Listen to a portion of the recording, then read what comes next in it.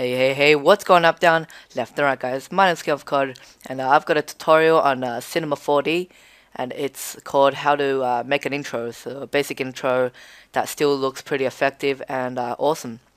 So, thank you for ItsDman for posting this on his channel, if he does post on his channel, but if he doesn't, I don't blame him, because there's plenty of other tutorials out there that are just probably better than this one, but I'll try my best to do the best, be the best. And I hope you guys like it and learn from this. So first of all, what you want to do is click on this movie thing and go to output and make that 1280 by 720 because that's the YouTube HD thing. So cross that out, and now it should be perfect resolution. So let's get started. Click on this light with the 4 arrows outside of it. Click and hold it and go to floor. So that's just kind of the base of what you're going to be doing. So where your text is going to be and just your floor. All right. So you're going to make another one because I want to make a little room. Go to co-ord, and change the B to 90 degrees. So it kind of goes upright. And then maybe make another one. Go to the P and make it 90 as well. You could do it the manual way by clicking the circle and turning it, but I don't like it. I like this, it's more accurate. Just roughly drag it out until it's a square, just roughly, it doesn't really matter. So there you go, that's your floor on what you're gonna, put your letters and camera effects and everything.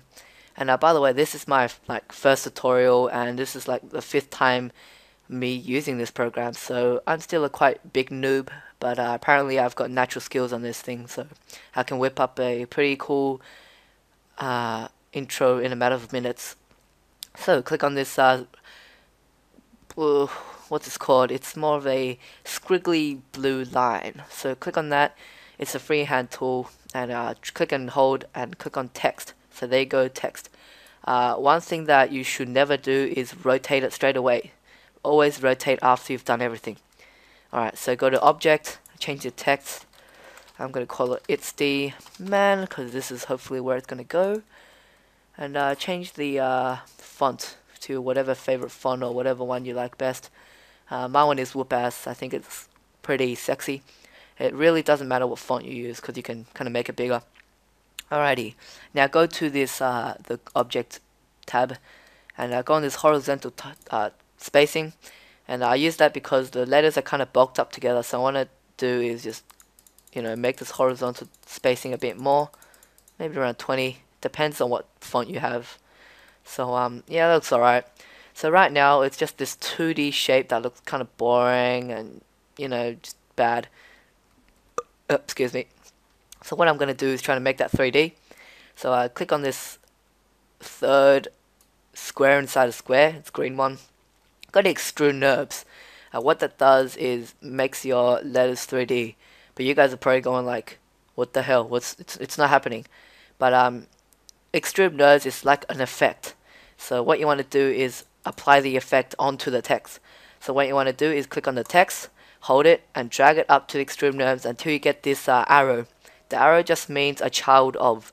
So I'm just making the text a child of extrude NURBS. That's more of like editing language. So now it's this thin, nice, slick 3D object, but I don't like thin, so I'm just gonna make it more. So click on this extrude NURBS and make that 80 M, whatever that M stands for. So there you go. You have this awesome 3D letters, but that looks kind of plain and really crappy. So what you want to do is make it more dimension. So I'm just going to go to extrude NURBS, Control C, Control V, just to make another layer, as you see there. And it looks good. So sorry, it doesn't look good, it looks the same. What I'm going to do is make it look good. So what you want to do is click on the extrude NURBS and change the movement to back to 40, or just change it to 40 because it's half of the 80, and then drag this to the middle.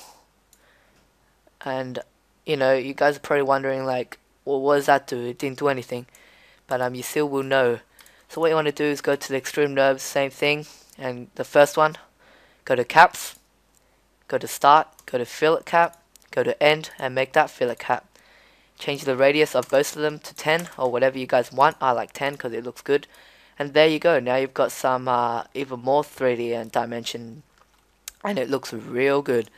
So what I want to do is kind of settle it on an angle. So I want to control, I just want to shift and select all of them. Control shift, not control shift, just click on the text, the bottom text. Remember to click on the text, shift and click on the top one, and then go to the move tool, kind of move it a bit more back, rotate it a bit, you know, move it higher. These are the things that, these three are the things that change stuff. This is the middle one is the scale. I'm going to make it bigger.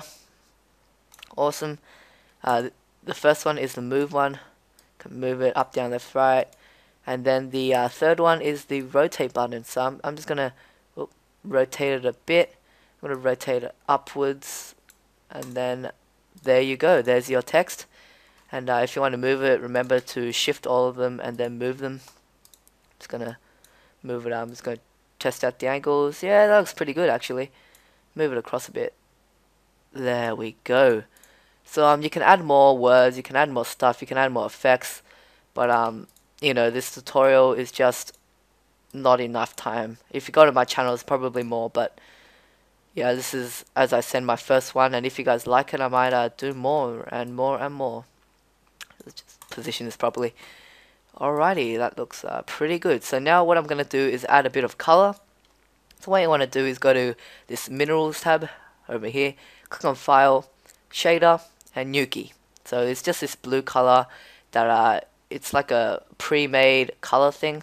So what I'm going to do is put it on the top, put it on the first one, so it makes this blue sexy outline.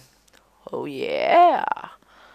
Anyways, I want to make the middle some color as well, so I'm just going to double click on the minerals thing. I'll do that again, just in case you didn't see. Here. Alright, just anywhere in this big box, double tap, and then you get this matte. So you double tap on the matte, and you can change your color. I want to stay at a rather light gray, and I want to add a bit of reflection, maybe 40%, 50, I don't know, whatever you guys want. A bit of transparency. I don't know. I'll leave it at that. So what you want to do is drag, click, hold it, and click it on the middle bit, and it kind of makes it dark. But first you can't really see anything. But if you click this render button, it slowly becomes this thing. It has no reflection because there's no color on the walls, and I'll get to that right now. So double tap on the thing again, and double click, and I want to make this wall pure white. I'm just going to make it white. I'm going to make a reflection just a tiny little bit, maybe like 15%, and then kind of just drag it on all four walls, all three walls, four walls, doesn't really matter. And then now if you click on the render, it looks much better. But I'm going to add some light so it's even better, and you can only get better. Just keep experimenting for what you want. And yeah, so what I'm going to do is add a bit of light. So you go to this light. I've already done it to get the floor. Instead of clicking and holding it, you can just click it and it becomes this light. It's this thing that you can move around and position wherever you like. So I want to just make it professional, put it a bit higher, just adjust and just get different ones. You can add multiple lights, just maybe put in the middle. You can add multiple lights to make it look better, and just render this again, and you get this awesome font.